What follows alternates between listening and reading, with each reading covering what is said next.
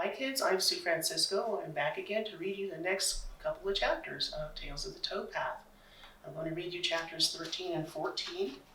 We left Finn and Colin and their dad in Mo-Chunk, and they are sleeping now, and they're going to wake up and continue their journey. So here we go. Our morning in Mo-Chunk was brief. Father woke us at 3 o'clock sharp and had us ready to move in less than 1 hour. I strained my eyes, but it was too dark to see what was happening across the river. We'll be back here in 2 days, Finn, Father said. You'll have plenty of time then to see it in daylight. There are 29 locks and 20 dams between us and Whitehaven. We must be on our way. We have to reach Whitehaven by evening. As the sky brightened, I could see that the hills we passed in Weisport had turned to mountains on both sides of the river. We were traveling through a steep gorge that went on and on and on. The air was chilly enough to cause my breath to turn to vapor. I looked at Colin's bare feet and shook my head. We traveled past 4 dams and 7 locks by 8 o'clock. We also crossed the river at 2 places where the mountain was so steep on one side that there was no room for a towpath. Colin and the mules crossed on bridges. The Belfast Queen was attached to a thick wire cable and pulled across. There were dams and locks everywhere. The dams were tall and made of gigantic logs and rocks. They backed up pools of water as big as lakes. Wherever there was a pool, there was no canal. The mules simply walked in a towpath that followed the riverbank, just like at Lehigh Gap. Because there were so many dams and pools, the mules followed the riverbank most of the day. Father heard a man say there were only 5 miles of real canal between Mo-Chunk and Whitehaven. I told him that meant 21 miles of the towpath were on the riverbank. I was always good with numbers. The locks got taller and longer as we went north. A lot of them were built at one end of a dam, with only a very short section of canal heading in or out. There were many times when we reached the end of one pool and stared up at another dam and lock. Once we locked through, we were immediately in the next pool. Despite their enormous size, it never took us more than 3 minutes to lock through any of them, even Lock 27, which lifted us 30 feet. We heard from other people that the rocks of the lock walls were cut so precisely that they were able to be pieced together without cement. I wondered how many men and mules it took to build them. Now here we see Colin crossing the river on a bridge, and the boat was pulled across separately, and notice his bare feet. Do you know what he did with his shoes? Bare feet. Okay. Now, even though I had never been in these mountains, I felt oddly at home. I saw animals throughout the day, although wherever I called to Father to share my discoveries, they were gone. One time I looked up and saw a tan-colored cat, so big it looked like an African lion without long hair on its head. Another time I saw a bear walking along a trail cut high into the mountain slope. It stopped and gave me a long stare. Suddenly I heard a loud crack and saw the bear tumble down the hill to the edge of the river. A man on the boat behind us laughed loudly and then shouted to his mule driver, "I got it, Jacob," he yelled. "I got that bear square on. We'll have meat for the next 2 weeks. Tie the mules and go get it." My chest burned like I was being stuck with a hot poker. It was my Indian stone. It was so hot as a piece of coal. I pulled the leather string off my neck and looked back at the man holding the rifle. "Mister, you had no right to shoot that bear," I shouted. I was more furious than I had ever been in my life. Colin stopped the mules and Father turned around and told me to mind my mouth. "That bear belonged to the forest, Father," I said.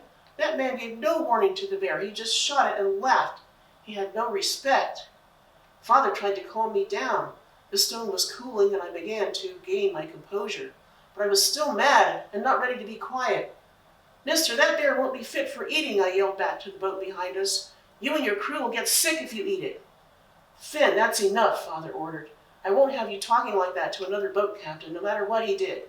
Now let's get on our way, Colin. Get Conan and Rogan back on the towpath. We need to be in Whitehaven before dark." I didn't say another word, nor did I look at the boat behind us on the rest of the way. I took a close look at my stone.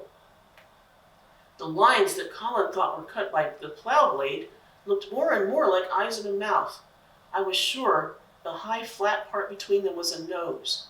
I remembered how the old woman Nancy stared at it that day along the stream in Freemansburg. "Get ready to lock through," Father shouted as we approached lock 28. I looked ahead and saw another enormous lock. Within minutes, we were 30 feet higher and in another long pool. "One more to go, boys, and we'll be in Whitehaven," Father said. "Finn, are you all right?" "Yes, Father, I feel better," I responded, although the bear was still on my mind. Lock 29 came up quickly. We locked through and traveled a short distance along the back of the great pool behind Dam 20. Then we entered a small lock and were lowered into a short canal that led into Whitehaven. "Boys, we made it," Father said, "and we made it on time. I'm very proud of you. Tomorrow, the men from the lumber camp will meet us to unload the boat. Tonight, we'll take Conan and Rogan to a mule stable and have dinner at a hotel." I wasn't in the best of moods that night. It had been an exciting yet frustrating day. I sat in the Whitehaven Hotel thinking about the bear and old woman Nancy and what she had said about my stone. It would help you understand the way of the world, my mind kept repeating. Whose world, I wondered. It was still a mystery to me. And here we have chapter 14, because now it's the next day. I opened my eyes to something very different the next morning. Daylight. Father let us sleep in. I heard him on the deck opening cargo hatches so the boat could be unloaded. Then his footsteps came toward the cabin. "Finn, are you awake?" he whispered down the cabin hatch. I laughed to myself. Father had the ears of a dog. "Yes, sir," I said. "What time is it?" "Almost 6 o'clock. Please wake your brother and ask him to come on deck. Can you cook one of your delicious breakfasts?" "Yes, Father," I told him, "but I don't have any eggs. Will ham and sliced potatoes be all right?" "That sounds good to me, Finn," Father replied. "I'll give you money to buy fresh eggs in Whitehaven." I prepared breakfast and received the rest of my daily orders. Colin and Father were going to help unload the Belfast Queen. I was to buy eggs and have plenty of coffee ready on the cabin stove. Other than that, all I had to do was help load the lighter cargo onto the wagons. "Here's 50 cents for the eggs," Father said. I walked off the boat and started searching for a grocery store. Everywhere I looked, I saw something that was related to lumber. There were canal boats loaded with freshly cut wooden planks. I saw sawmills along the river with huge piles of logs stacked behind them. Everywhere I walked, I heard the high-pitched sound of saw wheels cutting through fresh wood. Whitehaven was certainly a lumber town. Finally, I saw a grocery store in the corner of Hemlock Street and Railroad Street. Railroad Street, I thought to myself. There's a railroad here? Railroads were new. During the summer, I watched one being built on the Shimersville side of the Lehigh River.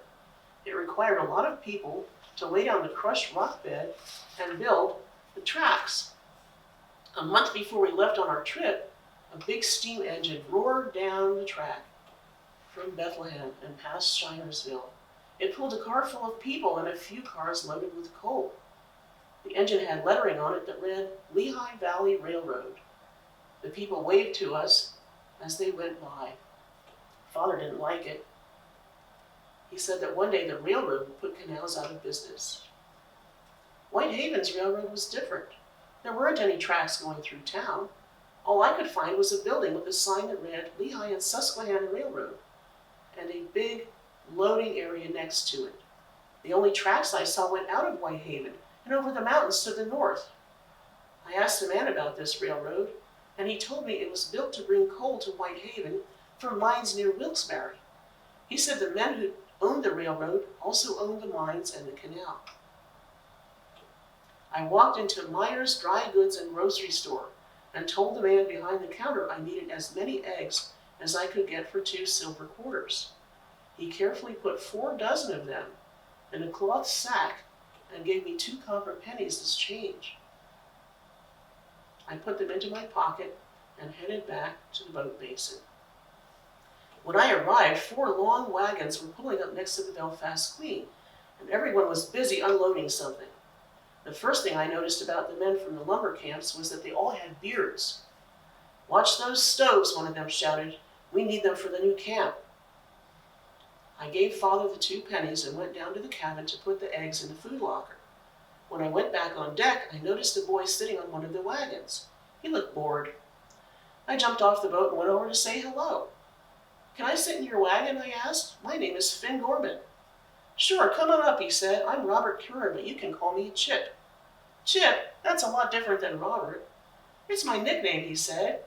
"The men at the camp say my pa and I look and act so much alike that I'm just like a chip off the old block, so they call me Chip."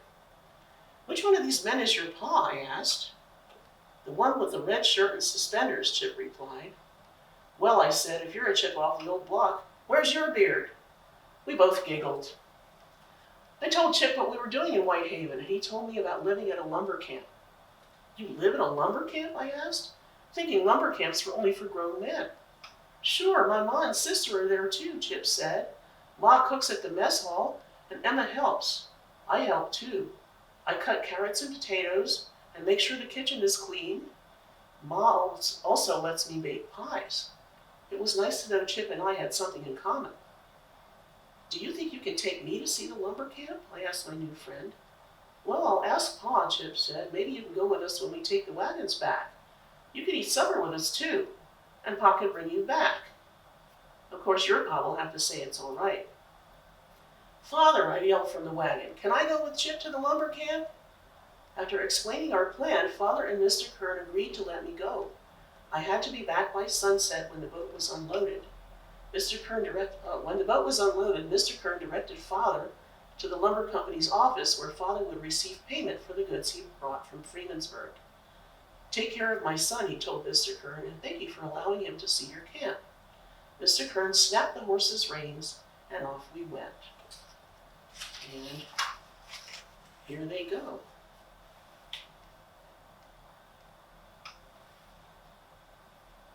Off to the lumber camp. So tune in on Friday to see what happens next.